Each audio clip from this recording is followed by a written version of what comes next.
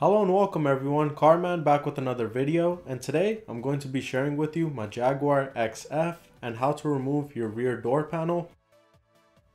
First, remove the plastic cover behind the door handle, and behind is a T20 screw. To remove this cap, just use your fingernail, it easily pops right out.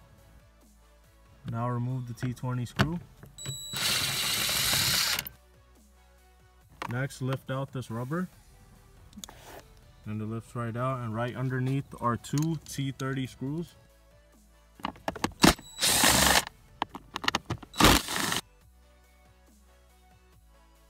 And now to pry the door panel, it's very easy. Just insert your hand on the side, and now just start prying gently all the way around. And for the top, the brown leather piece, just pull towards you. They're clipped onto these 4 clamps and the 5th one right in this corner. Now I'm going to remove the door cable and all the electrical wiring.